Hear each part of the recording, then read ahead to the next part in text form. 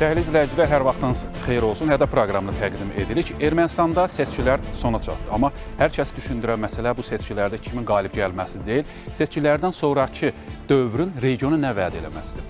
Azərbaycan öz ərazi bütövlüyünü təmin etmək üçün vaxtında uğurlu hərbi, siyasi, diplomatik addımlar atmasaydı, yəqin ki, bugün Ermənistanda sülh, ərazi bütövlüyü prioritet olmaz. Bugün isə seçkilərdən sonra Azərbaycanın istəyi bölgədə sülhü təmin etmək və iqtisadi əməkdaşlığı yenidən qurmaqdır. Və biz buna necə nail olacağıq? Bu barədə müzakirələrimiz olacaq. Əlbəttə, qonaqlarımızla danışacağıq. Onları ilk olaraq təqdim edək. Milli Məclisin deputatı Sahib Aliyev, Sahib müəllim, salamlayırıq sizi. Beynəlxalq məsələlər üzrə ekspert Fərid Murad Özkaleli, xoş gəlmisiniz. Və iqtisadçılar, iqtisad elmləri doktor Aqil Əsədov və Elmir Səfəli. Salamlayırıq sizi də. Və istərdik, Sahib müəllim, ilk olaraq sizdən başlayaq. Bugün sizcə Ermənistanda seçici vətəndaş Paşinyana səs verdi, yoxsa Azərbaycanın yaratdığı qaydalara, artıq reallıqları qəbul etmək məcburiyyətində qaldı? Siz əgər diqqət yetirsəniz, Paşinyan hansı narrativlərdən çıxış edirdi? Deməliyik ki, bəli, hər ikisinə səs verdi. Amma bu narrativləri kim yaratmışdı? Paşinyan mı yaratmışdı? Bəzən bizdə belə bir təəssürat yaranır ki, Ermənistandakı seçicilər sülhə səs verdi. Siz Paşinyanın seçki qabağı kampaniya zamanı səsləndirdiyi fikirlərə diqqət yetirsəniz, görəcəksiniz ki, o sülhün ardınca deyirdi ki, əgər bu müharibə partiyası seçilsə, savaş olacaq və özdə bu savaşın tarixində deyirdi, sentyabrda olacaq. Yəni, bunu mən niyə xatırladıram? Bunu ilk növbədə ona görə xatırladıram ki, bizim cəmiyyətdə də bilinsin ki, Ermənistan toplumu müharibədən bir mənalı şəkildə çəkinir və bunun çəkinməsinin kökündə məhz Azərbaycan prezidentinin o xəbərdarlıqlarının axırı ki, onlara çatması durur. Xatırlayırsınızsa, bu ikinci Qarabağ savaşı və ondan sonraki bir sıra əməliyyatlar zamanı Azərbaycan prezidenti cənab İlham Əliyev dəfələrlə onlara xəbərdarlıq edirdi ki, siz ümumiyyətlə reallığı nəzərə alaraq ona uyğun hərəkət etməlisiniz. Kiməsə güvənməyin və o güvəndikləriniz hər hansı bir force major vəziyyətdə sizin yanınızda olmayacaq. Onlar bunu bir neçə dəfə görəndən sonra başa düşürlər ki, anlayırlar ki, bu belədir. Ona görə də Azərbaycanın gücünü görürlər, Azərbaycanın iradəsini görürlər və indiyəcən əldə etdikləri təcrübələrdən çıxış edərək müharibənin əleyhinədirlər. Amma sülh istəyirlər. Və yaxud Paşinyan özü sülh istəyirmi? İstəyirəm demək ayrı məsələdir. Amma istəyirmi? Biz onu Ermənistan baş nazirinin atacağı gələcək addımlarda görəcəyik. Çünki açığı deyim ki, mən siz diqqət yetirsəniz, sosial şəbəkədə bu seçki kampaniyası qabağı bir neçə postda özəlliklə qeyd edirdim ki, Paşinyan parlamentdə konstitusiyon çoxluğun, yəni mütləq çoxluğun əldə olunmasında maraqlıdırmı? Bu məsələ məndə suallar yaradır. Ona görə də biz Paşinyanın indən sonra hansı addım atacağı görəcəyik. Paşinyan öz elektoratını müharibə qorxusu vasitəsilə məcbur etdi ki, onu dəstəkləsinlər. Amma indi bu elektorat, Paşinyan özü nə dərəcədə sülhə hazırdır, biz onların gələcək addımlarında görəcəyik və açığı deyim ki, mən bu ümumiyyətlə Ermənistandakı seçkinin nəticəsini bütövlükdə götürəndə, bəli, orada müəyyən dərəcədə rəqabətli seçki oldu. Bəli, Paşinyan və komandası son dərəcə fəal iştirak etdilər. Bir çox insidentlərə baxmayaraq. Amma yaranmış reallığı daha çox o nəticənin, Azərbaycanın yaratdığı geosiyasi reallığın reaksiyası, Qərbin Paşinyana dəstəyi və Rusiyanın təzyiqlərinin balansı kimi görürəm. Amma bir daha vurğulayıram, gələcəkdə doğrudan da sülh məsələsi Paşinyanın öz əlindədir. Atacaqları addımlarla bağlıdır. Moskvaya gedərkən hansı niyyətlə getməyi və hansı niyyətlə, hansı nəticə ilə dönəcəyi ilə bağlıdır. Amma bütün hallarda regionda sülh olacaq. Yaxşı olar ki, Paşinyan bundan öncəki səhvlərini təkrarlamasın. Xatırlayırsınızsa, o zamanında həm bu sülh müqaviləsinin imzalanmasını təmin edə bilərdi, hələ 3 il bundan əvvəl edə bilərdi və indi seçkiyə tamamilə belə necə deyirlər, hazır vəziyyətdə gedə bilərdi. İndi yol da açılmışdı, digər məsələlərdə həllini tapmışdı, bugünkü təzyiqlə də üzləşməzdi. Amma o nə etdi? Yenə də kimlərə ümid oldu? Amerikada Biden administrasiyasına ümid oldu. Ümidli idi ki, Türkiyədə vəziyyət onların arzuladıkları yöndə gedəcək. Söhbət prezident seçkisindən gedir. Amma nəticə göründüyü kimi başqa cür alındı. Ona görə də mən Ermənistan baş nazirinin sözlərinə yox, atdığı addımlara diqqət yetirən bir adamam. Görəcəyik, amma bütün hallarda bu regionda sülh olacaq. Və əgər özləri istəməsələr, onlar yenə bu sülhə həvəsləndiriləcəklər. Mən buna əminəm. Aydın oldu. Murad bəy, Türkiyə Xarici Nazirliyinin bəyanatına biz diqqət yetirsək, qeyd olunur ki, ümid edirik ki, Ermənistan bundan sonra sülhə getmək üçün cəsarətli addımlar atacaq. Sizcə sülh təmin olunacaqmı? Bundan sonraki prosesləri necə dəyərləndirirsiniz? Ümumiyyətlə, regionda, Cənubi Qafqazda yeni əməkdaşlıq formalarını bundan sonra necə görürsünüz? Çok teşekkür ediyorum nazik davetiniz için her şeyden önce Rasim Bey. Tabii Sayın Deputant'ın bıraktığı yerden devam etmek istiyorum. Eğer Paşinyan bu seçimi kazanabildiyse burada Cenab-ı Prezident Aliyev'in barış dilini kullanmasının çok büyük bir etkisi var. Her şeyden önce bu tespitle başlamamız gerekiyor. Buna ek olarak müsaadenizle biraz seçim matematiğinden, seçim aritmetiğinden söz etmek istiyorum. Çünkü niyet başka şey, temenni başka şey. Sahadaki gerçekler, matematiksel gerçekler biraz daha farklılık arz edebiliyor. Şöyle ki, Paşinyan aslında bir opportunist. Yani her türlü kılığa girebiliyor. Bundan 10 yıl önce siyaset sahnesine ilk çıktığındaki söylemleri çok farklıydı. Çok ağır bir bedel ödedi Ermenistan 30 yıllık işgalinin de sonucu olarak.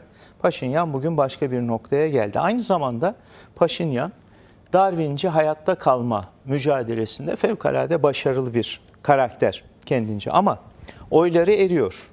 Rakamlara baktığımızda 2018'de 70% oy alan ve bunun karşılığı 105 sandalyeden 88'ini alabilmiş olan Paşinyan süreç içerisinde 2021'de yani ağır mağlubiyetten sonra onlar açısından söylüyorum bizim için vatan harbi ve büyük bir zaferin ardından oyu yaklaşık 54%'in biraz altına düşüyor ve sandalye sayısı da 71'e düşüyor. Şimdi bu çok kritik. Son seçimlerde oyu 50%'in altında ve sandalye sayısı 64. Yani 7 tane daha az. Şimdi bu aritmetik bizim için niçin çok önemli? Özellikle barış açısından. Çünkü Azerbaycan'ın çok haklı bir talebi var. Diyor ki sizin anayasanızda veya kuruluş deklarasyonunuzda toprak talebi var. Bu talep ortadan kalkmadan zaten bir sulh mukavelesi yok hükmünde olacak. Böyle bir talebi var. Bakü'nün çok haklı bir talebi var.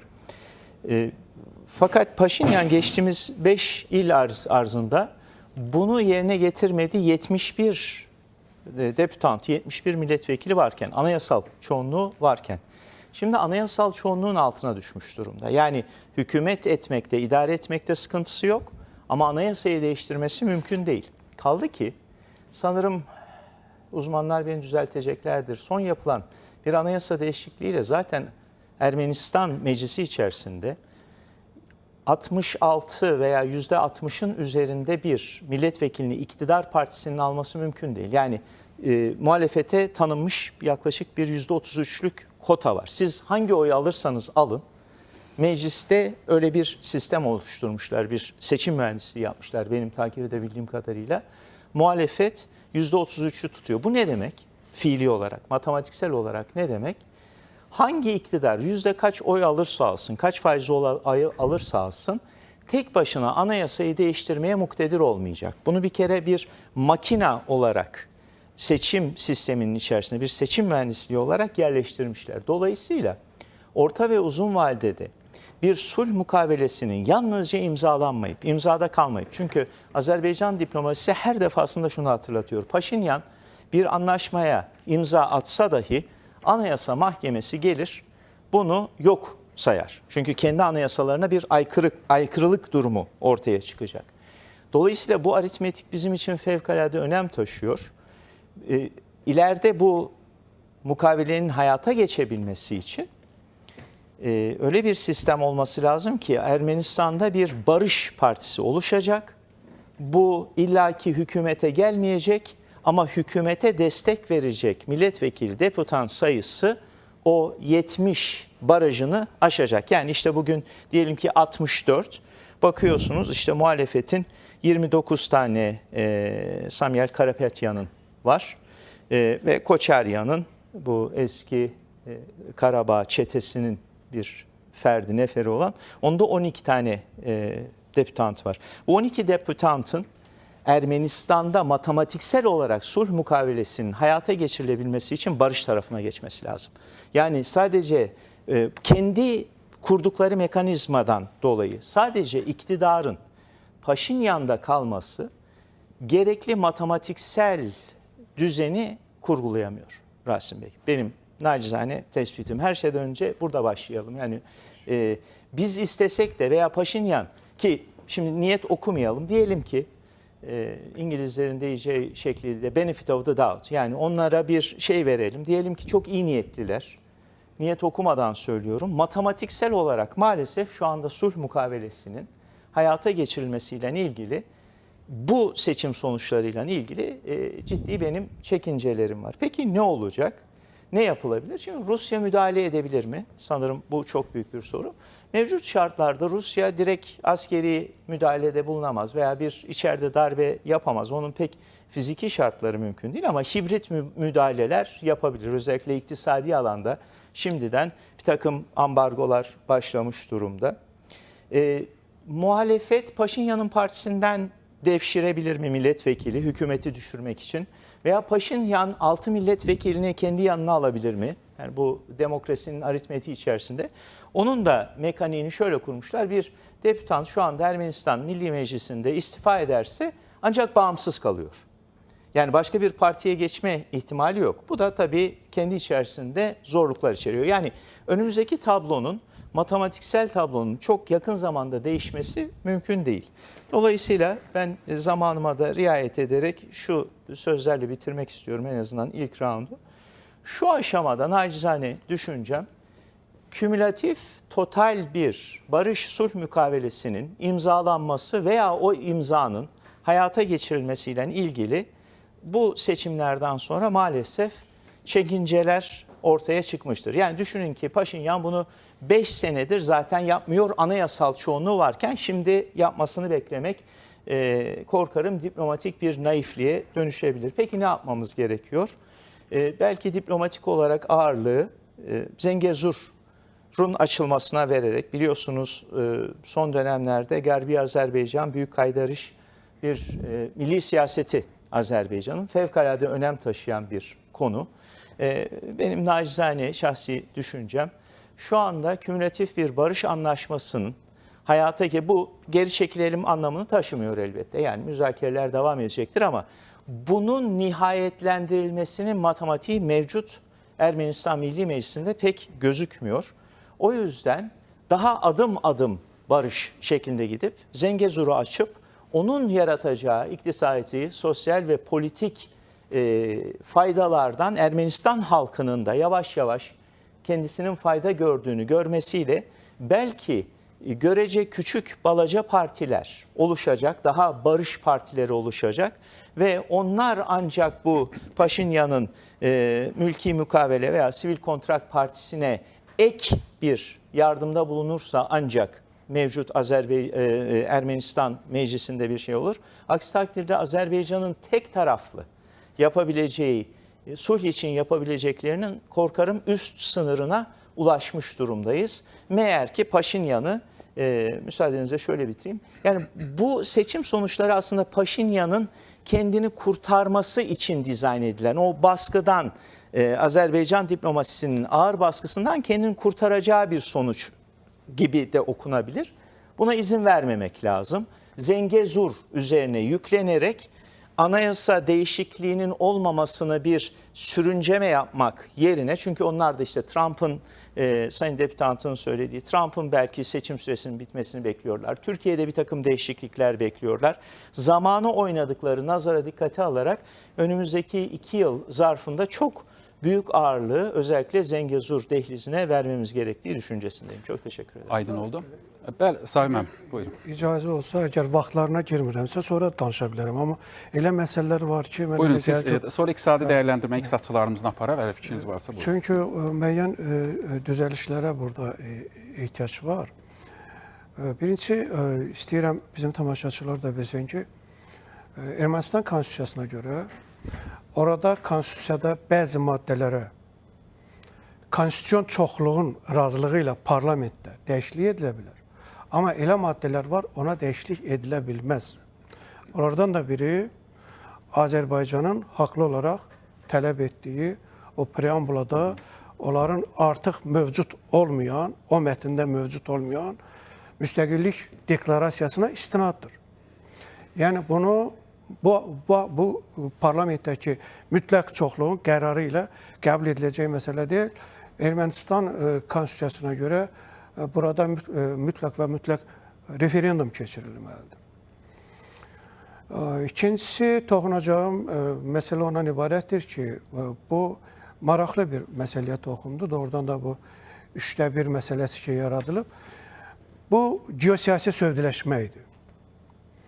Serj Sarkisyanın Avropa Birliyi ilə geosiyasi sövdələşməsinin nəticəsində 2015-ci il seçki məcəlləsində belə bir əndirabadi, belə deyək, yalançı, göstəri xarakterli demokratiya formulu yaradılmışdı və ümumiyyətlə Ermənistanın siz o vaxtki seçki məcəlləsinə diqqət yetirsəniz, mən istəmirəm çox vaxt alım.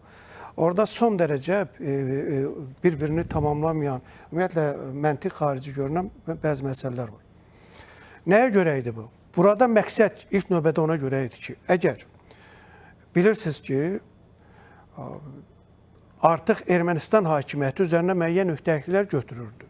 Azərbaycan torpaqlarının ən azı bir qismini azad etməklə bağlı. Amma belə bir niyyəti yox idi. Belə bir niyyətin baş tutmayanda təzyiqlərdən özünü qorumaq üçün oradakı o fraksiyalar məsələsi irəli verilsin. Bir də həmən o ki, 2 dənə fraksiya olacaqdı, istər-istəməz onlar bunun üçün tələb olunan səsi yığdılar, yığmadılar, fərqi yoxdur. O digər partiyaların içərisindən daha çox səs toplayanların arasından 2 partiya və yaxud da blok mütləq orada təmsil olunmalıdır. Və bunlar hansısa bir, belə deyək, azlıqda qalan geosiyasi gücün təmsilçiləri olaraq orada olacaqdı. Yəni, bununla da bir növ elə bilin ki, balans yaratmaq istəyirdi ki, həm Rusiyaya oynamaq, həm Qərbə oynamaq istəyirdi. Burada nəticə buydu. Amma siz indi bəziləri üçün, mən baxıram, bizdə bu elektoratda, cəmiyyətdə bəziləri üçün, özəlliklə də bu Azərbaycan dili virtual məkanda bunu çox böyük bir demokratik sıçrayış kimi təqdim etməyə çalışırlar. Mən soruşuram, bu fraksiyalar mövcud olduğu dövrdə 2017-ci ildən üzü bəri bu mövcuddur. Ermənistan parlamentində o fraksiyalar oradakı hakimiyyətin reallaşdırmaq istədiyi, hakimiyyət partiyasının reallaşdırmaq istədiyi hansı qanunu keçməsinin qarşısını ala biliblər? Bir dənə qanun yoxdur. Bir dənə qanun göstərsinlər, ala biliblər. Mən fikirli deyəcəyim ki, Ermənistandakı demokratiya dünyanın heç birində yerində yoxdur. Yəni, deməyim odur ki, bunların hamısı oyun elementidir. Və biz seçki öncəsi o baskıları ki gördük, o təzyiqləri ki gördük və o təzyiqlərin, o həbslərin fonunda Qərbdəki bəlli institutların reaksiyasını gördük. Bəlkə də az qaldılar dünyadakı ən yaxşı seçki kimi təqdim etsinlər. Bu deməkdir ki, Paşinyan istəsə daha güclü təzyiqlər edə bilərdi və indiki vəziyyət yaranmaya bilərdi. istəsə konstitusion çoxluğu təmin edə bilərdi. Ona görə də Paşinyanın özünün hərəkətləri ilə bağlı çoxlu suallar var. Çox haqlı olaraq apartinist adlandırıldı. Amma Paşinyanı bilirsiniz ki, xəyanətkar adlandırılır. Onu ilk xəyanətkar adlandıran özünün mənəvi atası, ustadı Levon Ter-Petrosyandır. Çünki 2012-ci ildə o gəlib parlamentə düşən kimi birinci xəyanət etdiyi adam Levon Ter-Petrosyan oldu.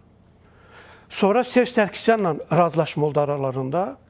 Karen Karapetyanın baş nazir olmasına qarşı. Razılaşdı ki, Serj Sərkisyan baş nazir olsun. Sonra Serj Sərkisyana qarşı bu cür addım atdı. Yəni, onun o Qarabağ, Ermənistandır və s. və l. xülyalarının hərəkətlərini demirəm. Ona görə də Azərbaycanda onun hərəkətləri, sözləri yox, hərəkətləri son dərəcə diqqətlə izlənilir.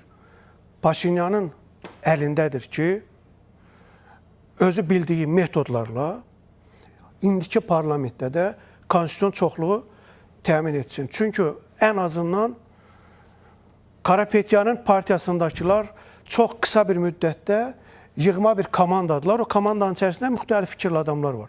Bəli, onlar düz deyil ki, olacaqlar müstəqillər. Amma tutaq ki, referendumla bağlı səs vermək lazım gələndə müstəqil də səs verə bilər. Paşinyanın partiyası da. Burada əsas konstitusion çoxluğun əldə edilməsidir. Bu konstitusion çoxluğun əldə edilməsinə kim səs verdi, vermədi? Bu ikinci dərəcəli məsələdir. Aydın oldu. Seçkilərdən sonraki prosesin iqtisadi dəyərləndirməsini aparaq, həm Ermənistan, ölkəmiz və ümumiyyətlə bölgəmiz üçün. Aqil müəllim, çox maraqlı bir nəqliyyat kommunikasiyalarla bağlı bir xəbərlər var. Ona görə sizi istəyərdim xəritə qarşısından bir məsələyə diqqətini cəlb etmək istərdim. Xəritədən də diqqət yetirsək, Zəngəzurdan Qarsa, Bakı, Tbilisi, Qars, Zəngəzur və Bakı yeni dairəvi nəqliyyat qovşağına, hətta Ermənistan mətbuat daşı. Ümumiyyətlə bu layihə nədir? Reallaşma imkanları nə qədər olacaq və bölgəmiz üçün əlbəttə əhəmiyyəti? Bəli, doğrudan da regionda baş verən proseslərin regionun gələcək iqtisadi inkişafı, iqtisadi əlaqələri baxımından böyük önəmi var. Əslində Azərbaycanın ABŞ-da keçirilən ötən ilki görüşdən sonra nəqliyyat məhdudiyyətlərinin aradan qaldırması, həm Ermənistanın enerji təhlükəsizliyinə müəyyən dəstək verməsi, tranzit yüklərin Azərbaycandan maneəsiz Ermənistana keçirilməsi Azərbaycanın bir sülhpərvər dövlət olduğunun bariz nümunələridir, real nümunələridir. Konkret nəqliyyat logistika layihələrinə gəldikdə, hələ seçkilərin nəticələri rəsmi elan edilməmişdən öncə Paşinyanın açıqlamalarında bir cümlədə keçirdi ki, tezliklə biz TRIP layihəsini ratifikasiya etməliyik.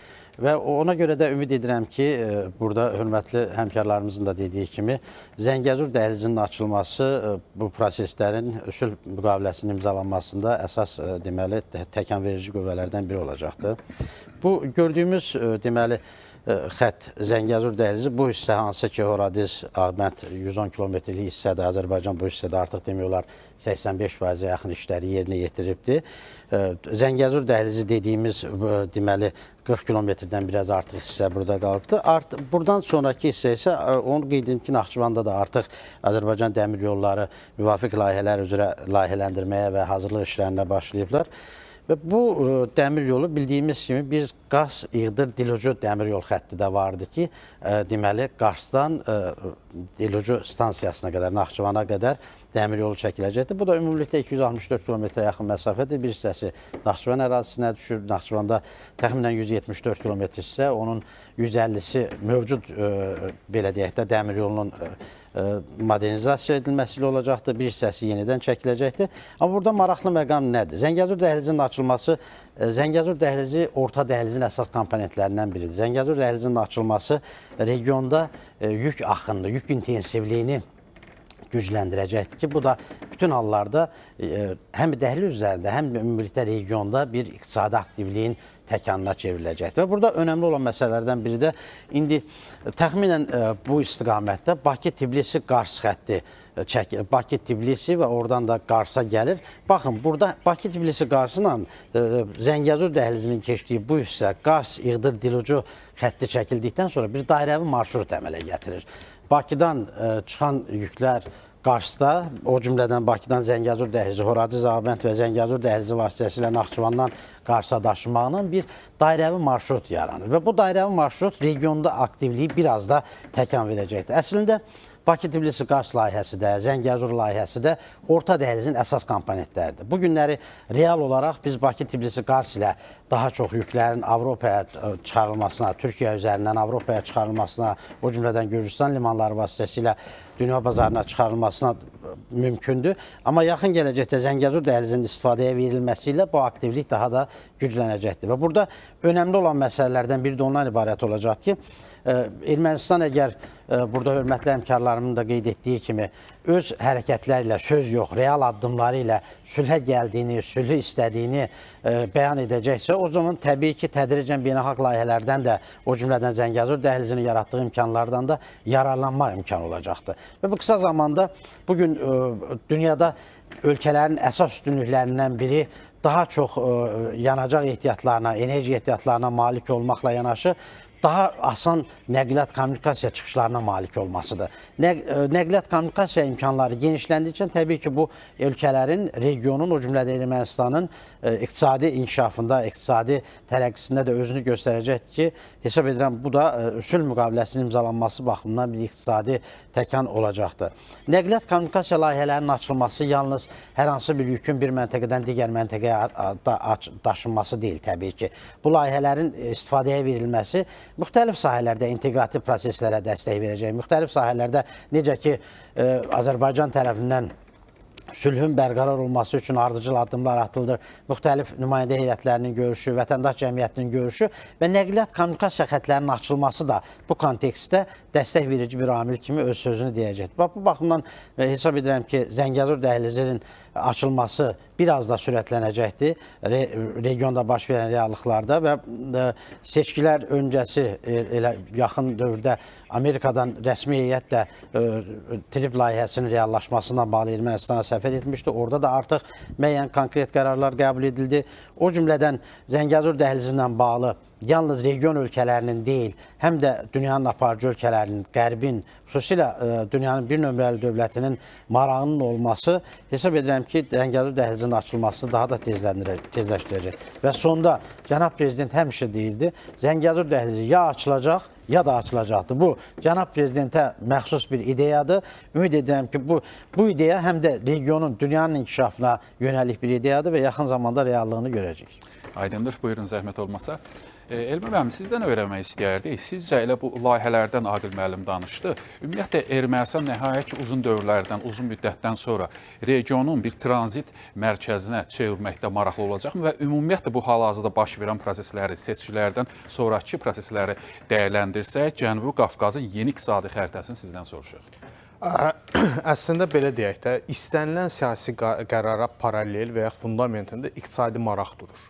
Yəni, verilən siyasi qərarların bir çoxunun məğzində təbii ki, ölkənin iqtisadi maraqları əsas gətirilir.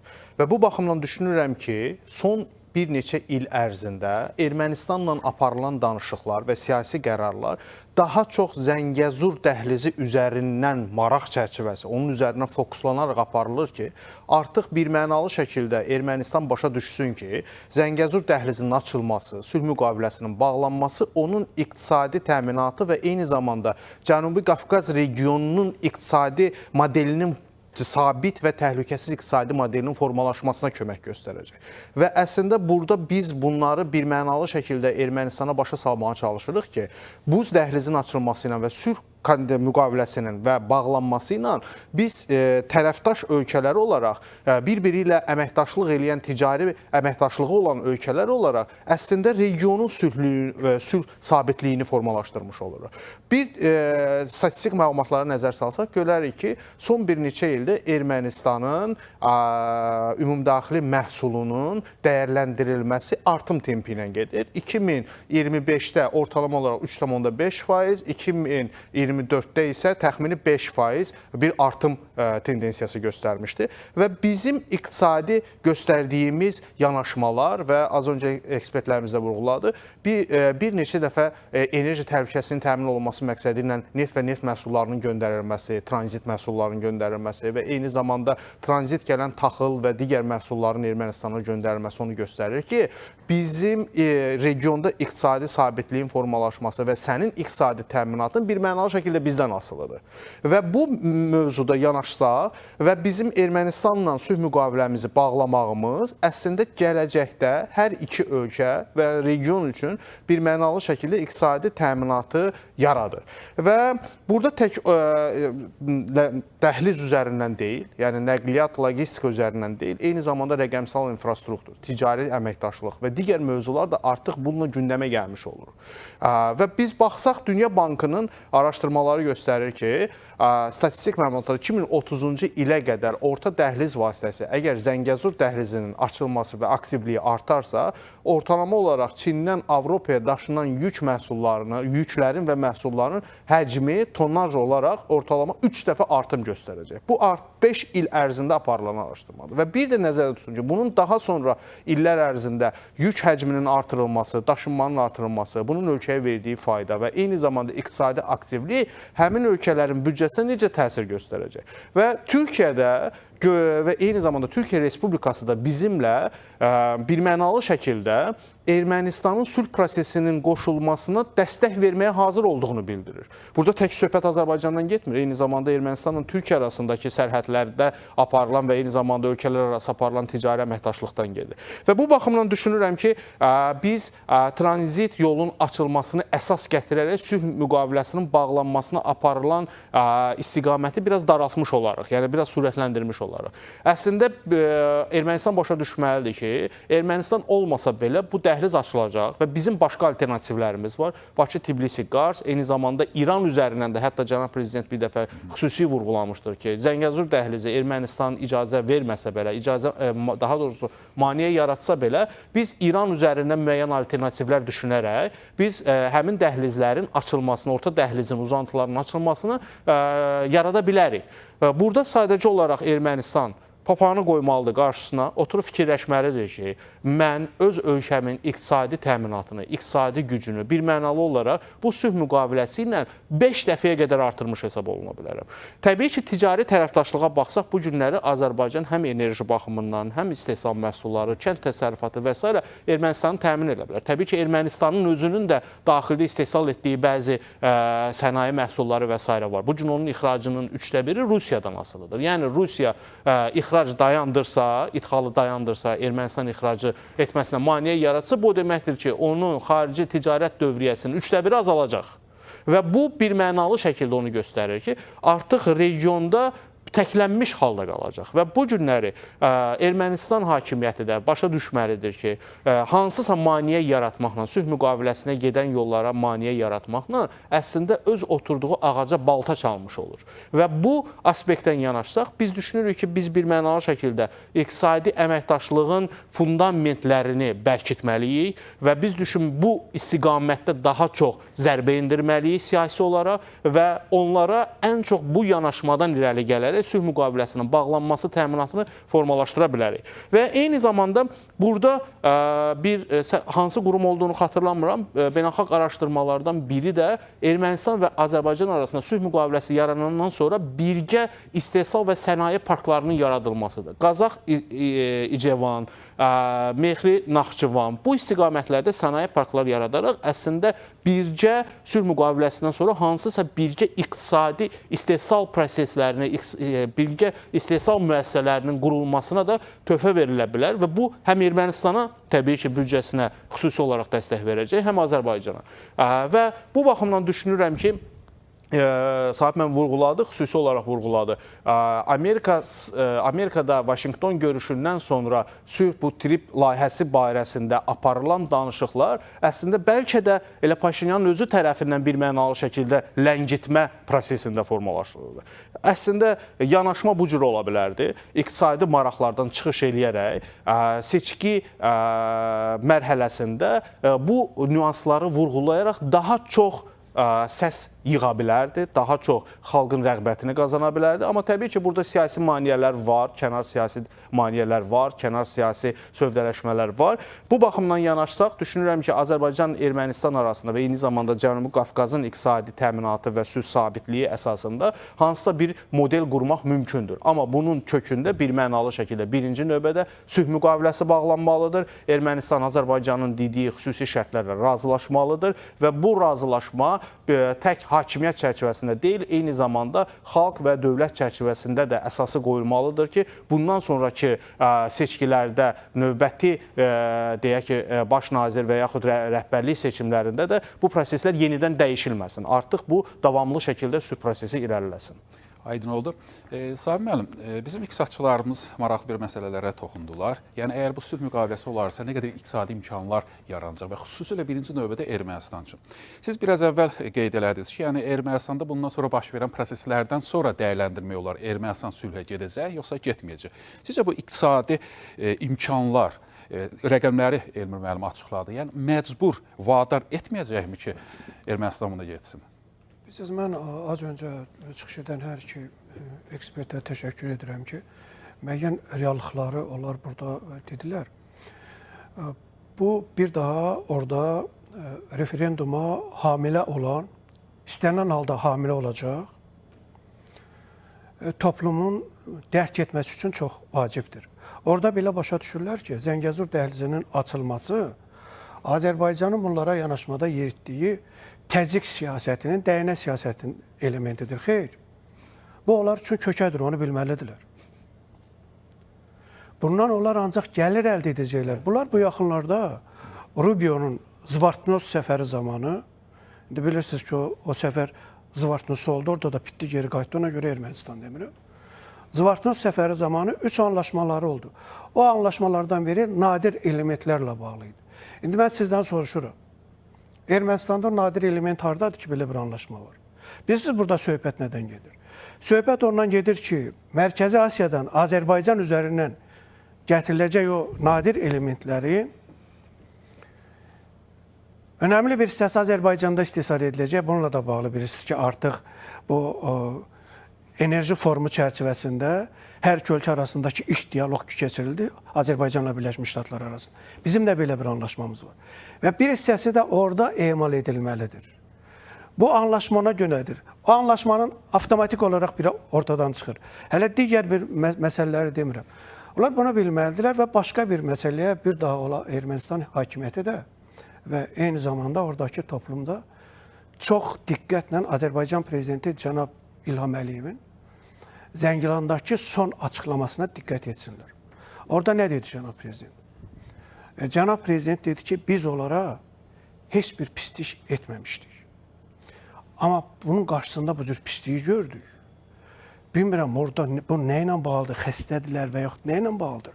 Amma eyni zamanda orada o məsələ özəlliklə vurğulandı ki, bu Zəngilanın və Azərbaycanın digər torpaqlarının bu cür altının üstünə çevrilməsində sadəcə rejim və ordu günahkar deyil.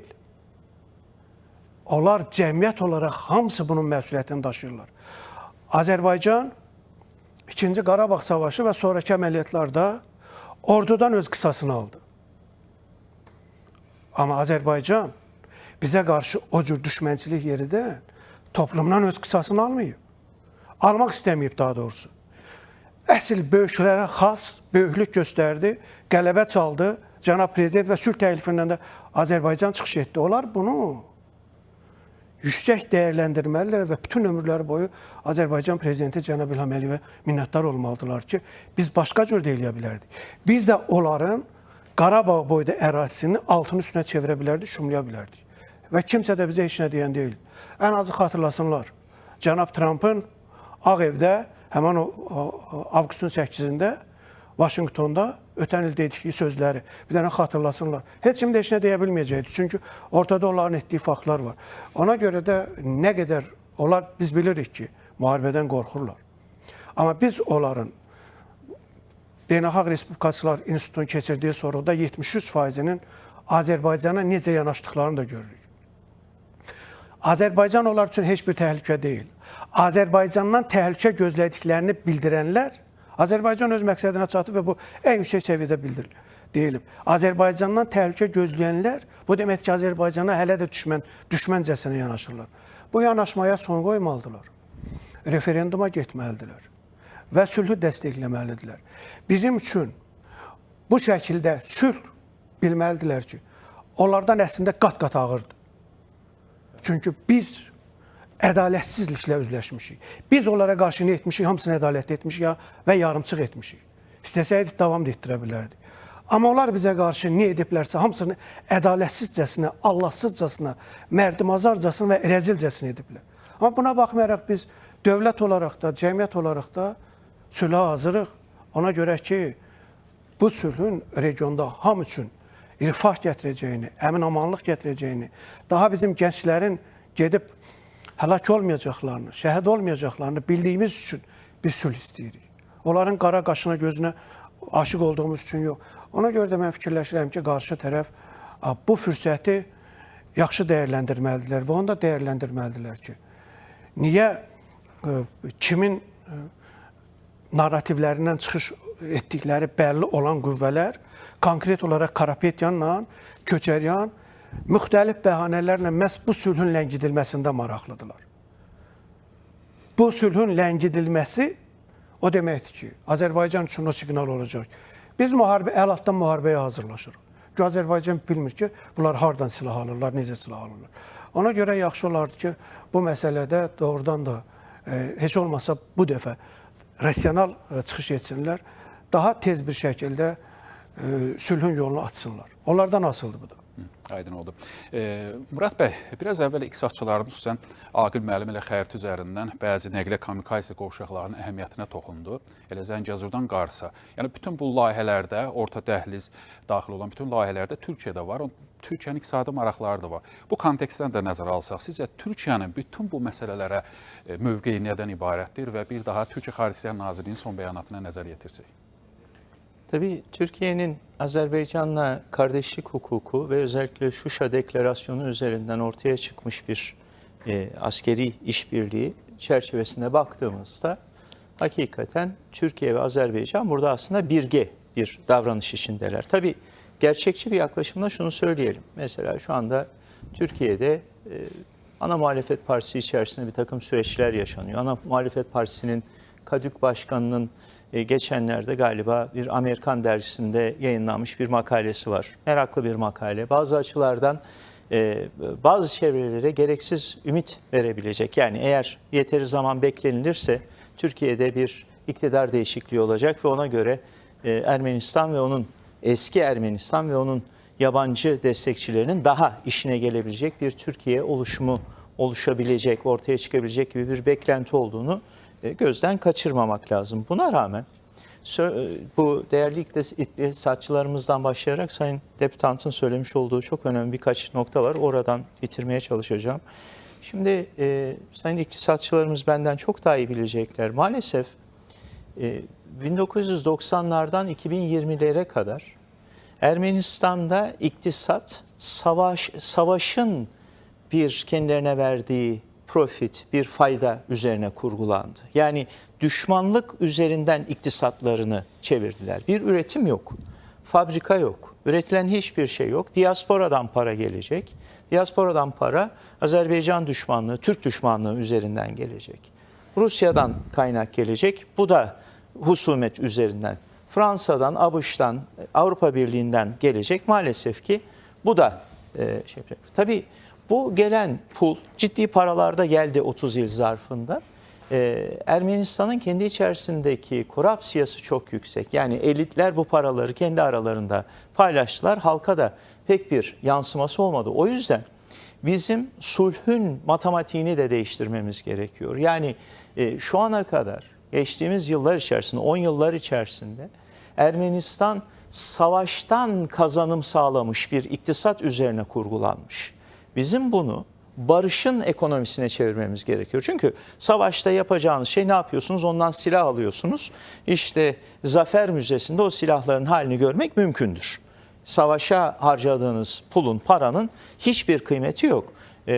Sayın Milletvekili çok güzel ortaya koydu. Yani bizim burada barışı istememizin sebebi çocuklar ölmesin. Yoksa şu anda Azerbaycan'da iktisadi olarak baktığınızda çok daha büyük bir refah ülkesinden söz ediyoruz. Ermenistan'la mukayese edilmeyecek bir refah ülkesinden söz ediyoruz. Dolayısıyla barışın ekonomisini kurmak zorundayız. Sadece savaşın ekonomisi üzerine kurgulanmış Ermenistan'ın bu iktisadi yapısını, çok yapısal bir değişikliğe ihtiyacı var Ermenistan'ın. İşte burada Türkiye çok önem kazanıyor. Çünkü Türkiye Trabzon limanındaki serbest bölgeyi Ermenistan'ın özel kullanımına açsa Ermenistan ekonomisi o 1/3 kaybettiği Rusların çok misliyle bir kazanım sağlayacak. Çünkü denize mahreciniz olacak. Yani çok, ama Türkiye bunları bir sulh anlaşması olmaksızın yapar mı? Yapmaz. Şimdi Zengezur'la ilgili bir iki şey söylemek istiyorum. Birincisi, zaten biliyorsunuz Ermenistan çok ciddi bir etnik temizlik gerçekleştirdi. Yani bugün Ermenistan'da tek bir Azerbaycanlı insan yok. Yani kendi nüfus sayımlarına göre bakıyorsunuz, kendi resmi rakamlarına bakıyorsunuz. Böyle bir şey mümkün olabilir mi? Yani İrvan'da yok muydu insanlar? Zengezur'da yok muydu insanlar? Ne oldu? Bunlar yerlerinden, yurtlarından sürüldüler. Bu insanlar, eğer Avrupa'nın hukuku, beynelhalk hukuk geçerliyse bu insanların kendi evlerine dönme hakları var. Bu insanlar kendi evlerine döndüğü anda zaten Ermenistan için ve barış için bu çok büyük bir adım olacak. Şimdi ben zaman zaman yabancı bazı kaynakları dinliyorum. İşte irredentizm, yayılmacı politikası. İnsanımız kendi topraklarına döndüğü anda bu insanların Ermenistan'da yapılan seçkilere çok büyük bir faydası olacak. Bunun üzerinden çok büyük bir barış sürecini inşa etmemiz mümkün olacak. Bunun örneği var. Fransa ile Almanya birbirlerine Alsace-Lorraine'de yıllarca kıydılar. 3 tane büyük savaş yaptılar. İkisi Dünya Savaşı. Bugün Strasbourg, Alsace-Lorraine'in diyelim ki payitahtı, Avrupa Parlamentosu'nun da olduğu yer. Bu ne demek? Aslında diyor ki hani biz savaş hukukuyla kaybettiğimizi barış yöntemiyle geri almalıyız. Bu bize aslında çok güzel bir emsal veriyor. Yani insanımız geri döndüğü anda zaten Ermeni toprakları içerisindeki seçkilerde tabii ki bütün vatandaşların söz hakkı olacak ve barış isteyen insanların da söz hakkı olacak. Yani şu anda çok ciddi bir bununla ilgili sıkıntı yaşıyoruz. Dolayısıyla bu büyük kaytarış ve insanımızın geri dönmesi aslında barışa yapılabilecek en büyük bir katkı. Çünkü Zengezur'da bu referanduma geçmek istiyorum. Şimdi bakıyorsunuz referandumun sayılarını, Sayın Deputant benden çok daha hakim, yanlış bir şey söylersem lütfen düzeltsin. 10 faizlik bir imza toplanması gerekiyor. Mevcut rakamlarda bu yaklaşık 200 bin sese tekabül ediyor. Peki bu imzayı topladığınızda ne oluyor? Meclise gidiyor, Milli Meclis'e gidiyor. Milli Meclis'te ne olacak? Şimdi Milli Meclis'te bu şeyin onaylanması, referandum kararının onaylanması gerekiyor. Yani biraz teknik meseleler ama maalesef anlaşmalar da işte bu teknik meseleler üzerine kurulu. Şimdi Sayın Deputant çok önemli bir şey söyledi. Neticede Karapetyan'ın 29, hadi bir tane kendisini göz hapsinde sanırım zaten. Yani Ermenistan demokrasisi de bu kadar. Ana muhalefet liderini göz hapsine koyarak girilmiş de bir seçki. Yani çok da böyle mübalağa etmemek. 13'üne karşı da cinayet işi kaldırılıb. Onlar da məhkəməyə bir yoxlanılır. Çok teşekkür ederim. Yani şimdi Batı'nın burada nasıl bir gözle baktığını, hani ağır bir şey söylemeyeyim ama çok da objektif değiller diyelim, daha ağır bir şey söylememek için. Şimdi buradaki deputantlarla ilgili tahmin ediyorum Human Intelligence'ımız, keşfiyat bununla ilgili gerekli çalışmayı zaten yapıyordur. Yani kim nereye ses verecektir, nasıl yapacaktır, bunlar devletler bunu yapar. O konuda oylamanın nasıl olacağını bilemiyorum. Ancak eğer meclisten geçmezse referandum kararı, bu defa 300 bin ekstra, 15 faiz ekstra sese ihtiyaçları var. Yani bu 2 milyonluk seçmen içerisinde 25 faizinin oy vermesi lazım sadece referanduma gitmek için. Ondan sonra da 50 faizinin oy vermesi lazım bunu geçirmek için. Yani dikkat buyuracak olursanız zaten başından seçim makinası sulh mukavelesi yapmamak üzere kurgulanmış. Yani o kadar çok teknik, siyaset bilimindeki teknik tabiriyle müsaadenizle söyleyeyim, o kadar çok veto noktası konmuş ki, o kadar çok şişenin boğazı gibi düşününüz, o kadar çok bottleneck koymuşlar ki buradan sulh mukavelesini geçirmeniz mümkün değil. Yani burada teknik olarak zaten gönülsüzlükleri kendi anayasalarına veya kurucu metinlerine yansımış. Ve bunu değiştirmemek için de bir sürü tedbir almışlar. Buna karşı ne tedbir alabiliriz? Sayın iktisatçılarımızın söylemiş olduğu barışın ekonomisinin Ermeni, sıradan Ermeni vatandaşının, elitlerden, diasporadan beslenen, savaştan beslenenlerden söz etmiyorum. Sokaktaki insanlar, bakın kentlerde insanımızı sürdüler, etnik temizlik gerçekleştirdiler. O kentlerin çoğu bildiğim kadarıyla bomboş. Adamın halini biliyoruz. Yani Ermenistan'ın zaten nüfusu burayı doldurmaya müsait değil. Yani bizim insanımız Zengezur'daki kentlerine, torpağına döndüğünde orada işte Ermeni bir insan oturuyor, onu çıkartacak da kendi evine geri kaytarılmayacak aslında. Orası bomboş, metruk bırakılmış, yakılmış, yıkılmış, yağmalanmış ve orada bomboş, atıl bir şekilde duruyor. Yani bizim insanımız oraya döndüğünde herhangi bir insanın, başka bir insanın hakkına da halel getirerek dönmeyecek. Ama bakınız, Kipir'de dönüş hakkını çatır çatır tanıyan Avrupa, Azerbaycan'a geldiğinde çok ciddi bir çifte standart uyguluyor. Yani bizim insanımızın, eğer bir insanın dönme hakkı varsa onun var bunun yok diyemezsiniz, herkesin. Ve bizim insanımız dönse o zaman Ermenistan'ın bu kadik demokrasisi, yani işte ağır aksak işleyen demokrasisi diyelim, mecbur kalacak. Oradaki Azerbaycanlı insanların da sesine kulak verecek ve onlar barış isteyecekler. Onlar bölgede barış isteyecekler. Böyle bir homojen, etnik olarak temizlenmiş bir Ermenistan, dışarıdan pul gelsin. Bu pulu da niye? İşte Türk düşmanlığı yapasınız, Türkofobiyi besleyesiniz, bundan beslenesiniz. Peki bunun sonucu ne oldu? Bunun sonucu çok ağır bir hezimet. Savaşta hezimet oldu. Ama Cenab-ı Prezident veren el alan elden daha güçlüdür dedi ve barış elini uzattı. Uzatmayabilirdi. Pek çok muzaffer komutan oradan başka şekillere de gidebilirdi. Biz bunu yapmadık. Biz bölgesel sulhün olmasına, ne diyor Cenab-ı Prezident? Biz diyor İrvan'a döneceğiz ama tankla dönmeyeceğiz. Otomobille, maşından döneceğiz diyor. Yani aslında burada çok önemli bir mesaj veriliyor. Eğer duymak isteyene çok önemli bir mesaj veriliyor. Dolayısıyla eğer iktisadi kurgusunu yapabilirsek, tabandan tavana gidebilirsek, bu konuda Paşinyan'ın o biraz oportunist yaklaşımı da bir etki yaratabilir umudundayım. Belki bir barış için, sulh için yol haritamız ortaya çıkabilir. Çok teşekkür ederim. Əlbəttə, buyur. Əlavə edeyim icazənizlə. Tamamilə düz qeyd etdi Murad bəy. Sadəcə bu birinci dəfə referendum üçün 200 min yox 50 min səs tələb olunur. 50 min səs tələb olunur. Əgər konstitusiyon çoxluq referendum keçirilməsinə bununla bağlı razılıq verməsə, 300 min təzədən 300 min adamın imzası ilə xalq öz seçimini edirsə, artıq burada parlamentin təsdiqinə ehtiyac qalmır, referenduma gedilir. Amma burada yenə də bir əngəl məsələ var. O da ondan ibarətdir ki, bu referenduma ən azı əhalinin 50%-dən çoxu, 50% plus bir nəfər qatılmalıdır ki, referendumun nəticəsi olsun, qəbul edilsin. Amma buradan çıxış yolu var. Çıxış yolu nədədir? Məhz Ermənistan konstitusiyasına görə referendumda 50% yox, daha az. Məsələn, Azərbaycanda bunun üçün 25% tələb olunur. Elə ölkələr var ki, ümumiyyətlə orada faiz məsələsi yoxdur. Nə qədər adam gəldi, referendumun nəticəsi qəbul olunur. Burada məhz konstitusiyon çoxluq, mütləq çoxluq referendumun keçirilməsi üçün 50% o barjı aşağı sala bilər.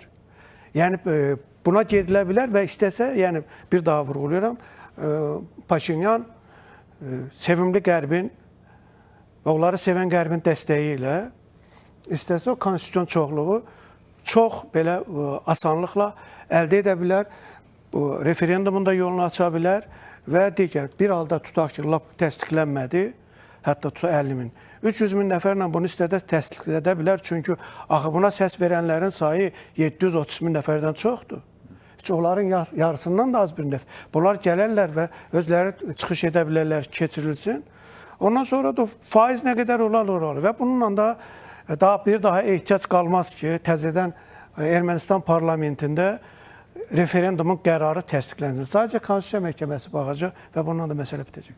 Əslində burada iqtisadi tərəfi də vurğulamaq lazımdır Sahib müəllim. Çünki Avropanın özü də maraqlı olmalıdır ki, sülh bağlansın, Zəngəzur açılsın. Çünki onun üçün Çindən bu dəqiqə hal-hazırda orta dəhliz vasitəsilə Avropaya gedəcək bütün iqtisadi yüklərin həm vaxt baxımından, həm maliyyət baxımından, həm həcm baxımından Azərbaycandan keçərək orta dəhliz vasitəsilə getməsi daha avantajlıdır.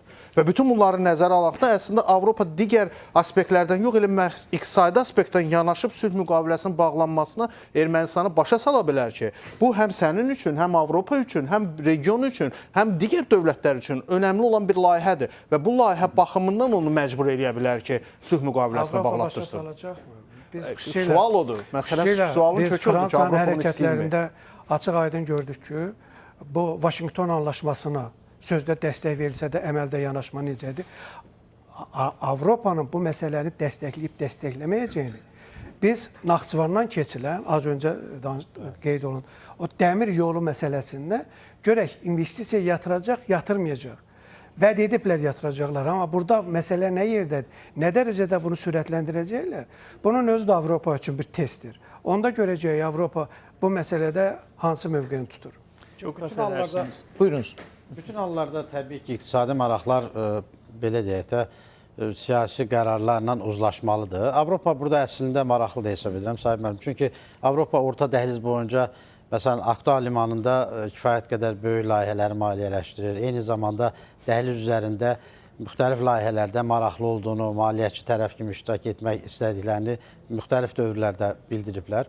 Məsələ burada ondan ibarətdir ki, regionda və dünyada baş verən geosiyasi proseslər orta dəhlizi dünyanın bir ümid dəhlizinə çevirir. Yəni Çindən Avropaya yük axınlarının ən təhlükəsiz və ən çevik istiqaməti kimi bir ümid dəhlizinə çevirir. O baxımdan bu günləri biz yaxın günlərdə Bakı-Tbilisi-Qars layihəsinin dəmir yolu Gürcüstan hissəsində modernizasiya işləri başa çatdırıldı və buraxıcılıq qabiliyyəti 1 milyondan daha doğrusu 5 milyona çatdırıldı. Eyni zamanda bu Zəngəzur dəhlizinin açılması əlavə 12-15 milyon ton əlavə yükün daşınmasına imkan yaradır və düşünürəm ki, Avropa burada maraqlıdır. Çünki bayaq qeyd etdiyimiz kimi Çin və Avropa arasındakı axında yeganə təhlükəsiz və iqtisadi cəhətdən cəlbedici dəhliz orta dəhlizdir. Avropa maraqlıdır, siz onu çox doğru qeyd edirsiniz. Amma Avropa nəyə fokuslanaraq maraqlıdır? Trip yoluna, Zəngəzur dəhlizinə fokuslanaraq maraqlıdır, yoxsa bircə uydurmaları olan əvvəlcə Hay qovşağı, sonra Sülh qovşağı adlandıran qovşağa fokuslanaraq maraqlıdır. Məsələnin incəliyi bu detaldadır. Burada tabii Cenab Prezidentin çok önemli bir çıkışı var.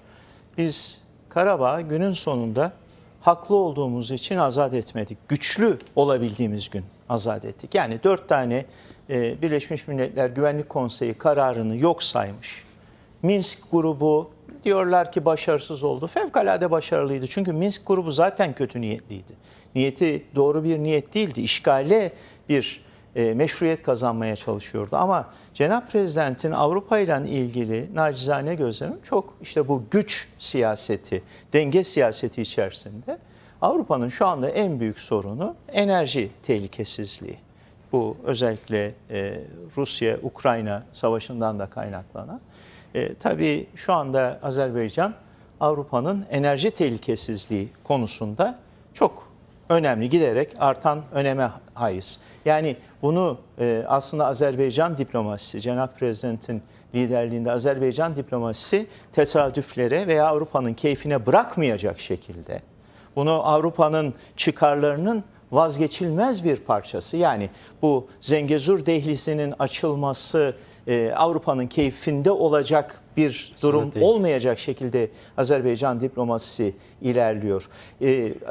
Cenab Prezidentin, Sayın İlham Aliyev'in çok önemli bir yaklaşımı var. Bu dünyada maalesef sanki böyle Avrupa her şeyi doğru yapıyor, hukuki yapıyor, medeniyetle yapıyor gibi yanlış bir yaklaşım var. Avrupa sömürgeci, tarihsel olarak bütün milletleri sömürmüş. Ona da böyle bir hukuk, insan hakları kulpu takmış bir yapı. Avrupa'nın anlayacağı maalesef ki bu çok üzüntü verici tek bir dil var. O da gücün ve çıkarın dili. Ve Avrupa bugün eğer enerji tehlikesizliğini sağlama almak istiyorsa Azerbaycan'la işbirliği yapmak durumunda. Cenab-ı Prezident de bu multivektörel yaklaşım içerisinde, yani Çin'le Avrupa Doğu-Batı bağlantısı, tabii Kuzey-Güney bağlantısı da, Şimal-Cenup bağlantısı da fevkalade önemli. Sözün özü, Avrupa'nın keyfine bırakılmayacak kadar önemli bir mesele Zengezur. O yüzden zaten Cenab-ı Prezident Washington'a giderek Amerika'yı da oyuna soktu. Yani gücü ancak güçle dengeleyebileceğiniz, hiçbir tarafın tekilliğine bırakılmayacak şekilde çok taraflı bir denge politikasını ancak güdebilirsek, Azerbaycan'ın, Türkiye'nin kendi öz çıkarlarımızı ortaya koyabiliriz. Aydındır. Burada Vaşinqtondan sonraki mərhələdə bu layihə üzərində hansı addımlar atılıb ona baxmaq lazımdır. Bu günlər təbii ki, yenə də əleyhinə olan, o layihənin açılmasına maneə törədən qüvvələr var. Təbii ki, Vaşinqtonda bağlanan sülh sazişindən sonraki həmin mərhələdə bir çox addımlar atıla bilərdi. Amma mən düşünürəm ki, burada ən önəmli, o sizin dediyiniz gücə güc qatmaqdan da önəmli məsələ, hər bir erməni vətəndaşına izah eləmək lazımdır ki, bu layihə sənə nə gətirəcək? Bu sülh sənə nə gətirəcək? Bu iqtisadi dividendlər sənə, ölkənə hansı formada təsir eləyəcək? Məncə normal xalq bunu başa düşsə, artıq Sahib müəllim dediyi kimi, heç o Milli Məclisə də ehtiyac olmayacaq, bütün səs çoxluğu ilə də referenduma da gedəcək və o sülh müqaviləsi də bağlanması üçün və konstitusiya dəyişikliklərinin edilməsi üçün də əsas yaradacaq. Burada sadəcə önəmli olan başa düşmək lazımdır ki, həmin iqtisadi, Ermənistana gələcək iqtisadi dividendlər nələrdir? Bunlar ömürlük. Baxın, gəlin bugün baxaq da regionda Hörmüz boğazının bağlanması ilə bugün də dünya iqtisadiyyatının iflic vəziyyətinə düşməsi hansı vəziyyətdə formalaşır?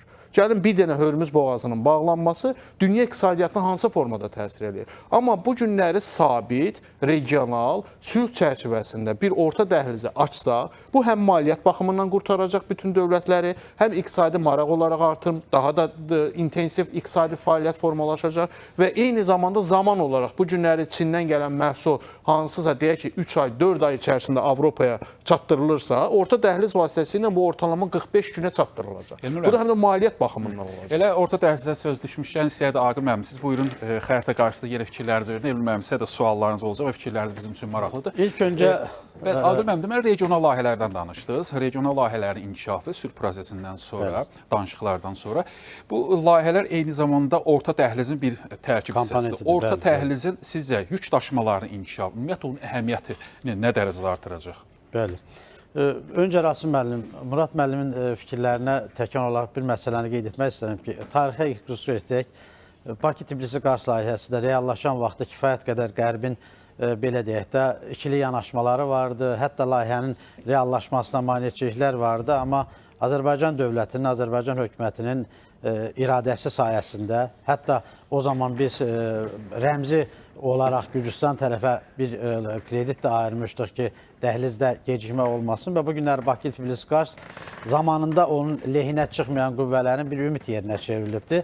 O baxımdan hesab edirəm ki, Murad bəyin dediyi kimi Zəngəzur dəhlizi də kimisə maraqlarına, istəklərinə buraxılacaq bir layihə deyil və yaxın keçmişin reallığıdır. Orta dəhlizə gəldikdə isə biraz öncə də qeyd etdik. Orta dəhliz əslində burada görürük ki, Çindən Avropaya daşınmanın 3 marşrutu, 3 yolu var. Şimal dəhlizi, deməli, okean yolu dediyimiz cənub dəhlizi və orta dəhliz. Bu dəhlizlərin hər biri nəqliyyatda belədir də, nəqliyyatın əsas vəzifəsi cəmiyyətin daşımalar olan tələbatını vaxtında təhlükəsiz və minimum məsrəflərlə yerinə yetirməsindən ibarətdir. Və bu şərtləri ödəyən dəhliz daha cəlb edicidir. O baxımdan da orta dəhlizin cəlb ediciliyi yalnız onun qısa olması və burada da qeyd olunduğu kimi 7000 kilometrə yaxın məsafədir. Digər marşrutlardan 2-3000 kilometr qısadır və daşıma müddəti 15 günü 2 həftədən biraz, deməli 2 həftə ətrafında günləri əhatə edir. Burada əslində bu, belə deyək də, bu günlərin də azaldılması, dəhlizin çevriliğinin təmin olunması hal-hazırda gündəmdədir. Azərbaycan orta dəhliz ölkələri ilə həm rəqəmsal gömrük prosedurlarla bağlı, elektron müqavilələrin tətbiqi ilə bağlı, ortaq inteqrasiya, koordinasiya mərkəzlərinin formalaşdırılması istiqamətində deməli addımlar atır ki, bu yaxın gələcəkdə sərhəd keçid proseslərinin daha da çevikləşdirilməsi ilə çatdırma müddətinin azaldılmasına öz dəstəyini verəcəkdir. Bu günləri Çindən Avropaya yük axınları və yaxud da əksinə yük axınlarının bu üç marşrutun hər birini xarakterizə etdikdə üstünlüklər istər iqtisadi rıçaqlar baxımından, iqtisadi cəlbedicilik baxımından, eyni zamanda siyasi və təhlükəsizlik baxımından orta dəhliz böyük üstünlüyə malikdir və orta dəhlizin dünyanın əslində baxışı orta dəhlizin imkanlarının daha da genişləndirilməsi üzərində dayanıbdır. Ötən il İqtisadi Saatların Təhlil və Kommunikasiya Mərkəzinin təşəbbüsü ilə Orta Dəhliz, Mövcud Reallıqlar və Perspektivlər adlı bir kitab buraxıldı. 35 ölkədən orada alimlər iştirak edirdi və bütün baxışlarda Orta Dəhliz dünya ticarətinin, qlobal ticarətin bir əsas qapısı kimi, nicat qapısı kimi yanaşılır. Və burada da əsas səbəblərdən həm də biri nədən ibarətdir? Orta dəhlizin keçdiyi ölkələrin əksəriyyəti, baxın, Qazaxıstandan gəlib Türkiyəyə gələnə qədər tarixi kökləri ilə bir-birinə bağlı olan, müxtəlif platformalarda birliyi olan, Türk Dövlətləri Təşkilatının üzvü olan ölkələrin ərazisindən keçir. Ona görə burada sərhəd buraxılış məntəqələrində də proseslərin sadələşdirilməsi üçün ortaq məhrəcə gəlmək daha asandır. Bu ölkələr tarixi köklərlə bir-birinə bağlı olduğu üçün ortaq inteqrasiya, koordinasiya, tənzimləmə strukturlarının formalaşdırılması mümkündür. O baxımdan da hesab edirəm ki, həm rəqəmsallaşmanın, müasir texnologiyaların tətbiqi istiqamətində həyata keçirilən birgə tədbirlər, bu istiqamətdə müxtəlif qurumların iştirakı ilə komissiyalar fəaliyyət göstərir ki, dəhliz üzərində proseslər daha da çevikləşdirilsin və o zaman bizim gördüyümüz 7000 kilometr məsafə zaman etibarilə daha da qısalacaqdır. Bugün orta dəhliz üzərində Çin-Avropa yük axınının 5-6%-ni cəlb etmə imkanı var. Burada əlbəttə müxtəlif maneələr də var ki, məsəl üçün Xəzər dənizində suyun azalması, iri tutumlu gəmilərin hərəkəti üçün yaranan təbii maneələr, hansı ki bunun qarşılığında da elə bayaq da qeyd olundu, Avropanın Aktaoda verdiyi dəstək, o cümlədən Azərbaycanın özünün Ələtdə limanda dib dərinləşdirmə işlərindən bağlı həyata keçirdiyi ardıcıl layihələr orta dəhlizin imkanlarının gələcəkdə daha da artırılmasına öz dəstəyini verəcəkdir. Və təbii ki, Zəngəzur dəhlizinin açılması, baxın, buradan Azərbaycandan keçdikdən sonra Ələtdən yüklər bu günləri yalnız Bakı-Tbilisi-Kars vasitəsilə çıxarıla bilir dünya bazarlarına. Zəngəzur dəhlizinin istifadəyə verilməsi isə bu imkanları 2 qat artıracaqdır. Yəni Zəngəzur dəhlizi Bakı-Tbilisi-Kars layihəsinə, dəhlizinə bir alternativ deyil, bir tərəfdaş olaraq, regionun inkişafına dəstək verəcək bir tərəfdaş olaraq deməli yüklərin Avropaya çıxarılmasına öz dəstəyini verəcəkdir. Həm də eyni zamanda, baxın, Bakıdan Ələtlə Qars arasında bir dairəvi marşrut bayaq da qeyd etdik. Həm Qars bir qovşağa çevriləcəkdir, həm də eyni zamanda Ələtin qovşaq kimi daha da mövqeyi möhkəmlənəcəkdir. Bu baxımdan hesab edirəm ki, atılan addımlar orta dəhlizin perspektivlərini daha tez və çevik reallaşdırılmasına öz dəstəyini verəcəkdir. Orta dəhliz daşıma imkanlarını artırmaqla yanaşı, həm də orta dəhlizi yalnız bir iqtisadi dəhliz kimi deyil, burada Çin, Özbəkistan, Qırğızstan dəmir yolu layihəsi var ki, ötən il bu layihə qəbul edildi. Bu da orta dəhlizin imkanlarını daha da genişləndirəcəkdir. Orta dəhliz həm də Türk Dövlətləri Təşkilatı üzvlərinin birliyi baxımından bir siyasi əhəmiyyətdə kəsb eləyir və bu dəhlizin də inkişafı qaçılmazdır. Nəzərə alsaq ki, bunun davamı Bakıdan sonra, Ələtdən sonraki mərhələdə Bakı-Tbilisi-Kars və Zəngəzur dəhlizi ilə davam edəcəkdir. Hesab edirəm ki, həm orta dəhlizin imkanlarının genişlənməsi, həm də eyni zamanda Bakı-Tbilisi-Karsın gələcəkdə buraxılış imkanlarının daha da artırılması, Zəngəzur dəhlizinin imkanlarının bu imkanlara daha da güc qatacağı, hörmətli həmkarımız bayaq qeyd etdi, Zəngəzur dəhlizi ilə yanaşı oradan Fars körfəzinə çıxışla bağlı İran üzərindən bir layihə var. Yəni bu orta dəhliz artıq Azərbaycan üzərindən keçən yüklərin şaxələnmiş şəkildə dünya bazarına, Avropa bazarına çıxışını təmin etməkdə gələcəkdə də bir ümid yolu kimi, nicat yolu kimi dünyanın marağındadır. Çünki bunu həm iqtisadi cəlbediciliklər özündə ehtiva edir, həm də eyni zamanda mövcud siyasi reallıqlar, regionda baş verən proseslər orta dəhlizin mahiyyətini daha da artırır. Aydındır, buyurun, zəhmət olmasa. Salim mən bir məsələni sizdən öyrənmək istəyərdim. Azərbaycanın biz tələblərinə diqqət yetirsək, bu Qarabağla bağlı təsisatlar, tör-töküntülər, müxtəlif ölkələrin elə Qarabağla əlaqədə dırnaqarası nümayəndəliklərin ləğv olunması da qalıb. Sizcə, bundan sonra bunlar necə olacaq? Onların fəaliyyəti dayandırılacaqmı? Və yaxud da Azərbaycanın burada birbaşa mövqeyi? Bilirsiniz, söhbət ondan getmir məncə burada ki, bunların fəaliyyəti dayandırılacaqmı? Bunların fəaliyyəti bir mənalı şəkildə dayandırılmalıdır. Bilirsiniz ki, bu seçki kampaniyası ərəfəsində artıq onların orada bir məhsum yuvası vardı. O yuva İrəvanda artıq ləğv edildi. Amma eyni zamanda biz açıq aydın görürük ki, ayrı-ayrı ölkələrdə, Fransada, Birləşmiş Ştatların özündə, Rusiyada, bizə digər Avropa dövlətlərində bunlar fəaliyyət göstərirlər və bunlar bir sıra hallarda Ermənistanın oradakı diplomatik təmsilçiliyi ilə sinxron hərəkət edirlər. Onlar lazım gələndə onlar aparırlar, ötürürlər qabağa, özlərini göstərmirlər. Yəni bunu hər kəs görür, elə başa düşməsinlər ki, bunlar izlənilmir və bunlar görülmür. Təbii ki, buna son qoyulmaq lazımdır və eyni zamanda siz yəqin diqqət etdiniz ötən parlamentdə. Ötən parlamentdə, o parlamentdə əyləşənlər artıq olmayan, status hardadsa ora göndərilən rejimin əski parçasını gəzdirirlər. Qoymuşlar hamısı orada stolların üstünə. Yaxşı, necə baxa bilərlər onlar? Biz əgər hamımız özdə əsaslı şəkildə, bu artıq hamı da bilir ki, bu çox real, mövcud olan bir reallıqdır. İrəvan xanlığının götürüb bayrağını qoysaq, məsələn mən oradan olan bir insan kimi qoysam, onda necə ola bilər, necə görünə bilər bu? Nə təsir bağışlaya bilər bu? Yəni ona görə bu cür, bilirsiniz, yəni yarımçıq sülh ola bilməz. Sülh bütöv olmalıdır. Sülh Azərbaycanın özü kimi bütöv olmalıdır. Azərbaycanın sözdə və əməldə bütövlüyünü biz qarşı tərəfdə də görmək istəyirik. Biz onlardan qalib tərəf olaraq nədəsə güzəştə getmələrini hətta belə istəmirik. Sabir müəllim, onda Ermənistan cəmiyyəti konstitusiya dəyişikliyinə və referenduma hazırdırmı? Ermənistan cəmiyyəti əks təqdirdə nə ilə üzləşəcəyini məncə bilir. Sadəcə onunla ünsiyyətdə olanlar bəzən deyirlər ki,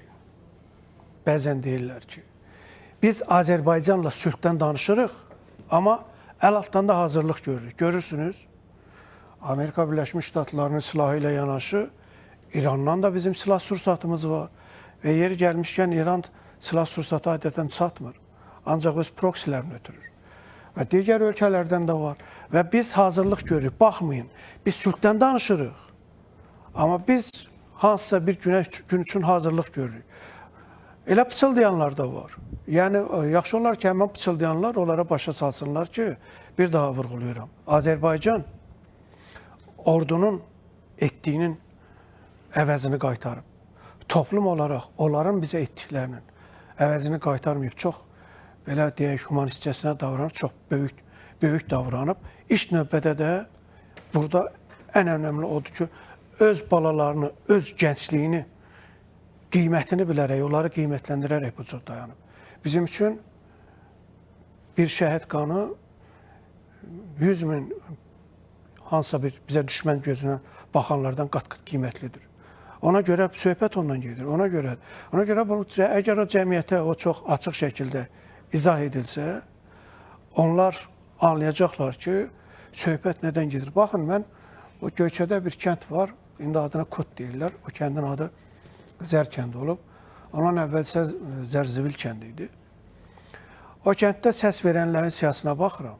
Onlar deməli 111 səsdən 51-i Paşinyana verilib, 24-ü Köçəryana verilib, 20-si Karapetyana verilib, 8-i də o çiçəklənən Ermənistan partiyasına.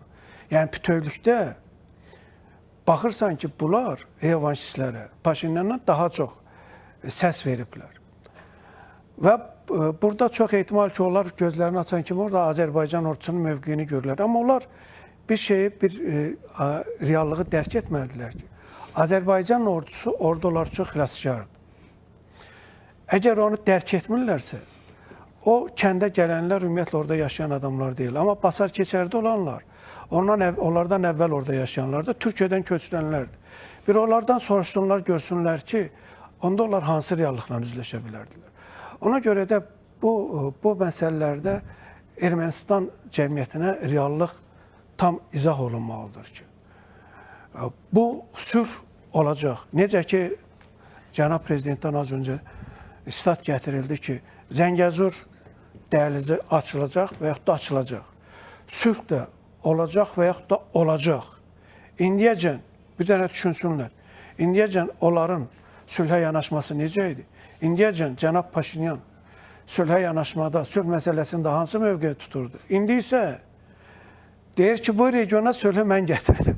Ermənistana sülhü mən gətirdim. Ermənistana da sülhü gətirəndə, bu regiona sülhü gətirəndə cənab İlham Əliyevdir. Onu bilsinlər. Və necə adlanmasından asılı olmayaraq sülh qovşağı adlansın və yaxud da birisi tərəfdə Zəngəzur dəhlizi yalansın. Bu yolların da bir müəllifi var, o da cənab İlham Əliyevdir, Azərbaycan prezidentidir. Onun yaratdığı reallıq nəticəsində bu mövcud olub. Sabir müəllim, çox qısa vaxtımız qalıb. Bilmək istərdik, bütün bu müzakirə ümumiləşdirsək, Cənubi Qafqaz yenə münaqişə zonası olaraq alacaq, yoxsa sabitlik, iqtisadi əməkdaşlıq üçün yeni bir məkana çevriləcək? Bilirsiniz, bunun üçün qardaş Türkiyədə, Azərbaycanda əlindən gələni edir. Biz bunu açıq görürük və biz bunu onu da görürük ki, digər Türk dövlətlərinin də bu məsələdə yanaşmaları tamamilə bizimkindən üst-üstə düşür. Burada sadəcə qərbdən müəyyən dərəcədə prinsipiallıq lazımdır. Biz başa düşürük kimlər bunun əleyhinədir və onlar gizlətmirlər də. İki böyük dövlət bu regionda bunun əleyhinə çıxır və gizlətmirlər onu. Amma mənə elə gəlir ki, onlar çox şeyin əleyhinə çıxırdılar. Onlar Azərbaycan torpaqlarının işğaldan azad olunmasının da əleyhinə çıxırdılar. Onlar Azərbaycanın öz torpaqları üzərində suverenliyinin təmin edilməsinin də əsasına çıxırdılar. Bilirsiniz, bütün hallarda bu olacaq. Amma istədiyimiz budur ki, bu itkisiz olsun. Bu növbəti bir toqquşma baş vermədən olsun. Bu sülh tez bir zamanda baş versin. Yəni söhbət bundan gedir. Sabir müəllim, çox sağ olun, minnətdarıq. Dəyərli qonaqlar, minnətdarıq sizə dəvətimizi qəbul etdiyiniz üçün. Bəli, hörmətli tamaşaçılar, Ermənistanda seçkilər yekunlaşdı. Seçkilər baş verən proseslər, bundan sonraki dövrün regiona təsirindən danışdıq. Biz ayrılan vaxt burada yekunlaşdı. Sağ olun, sağlıqla qalın.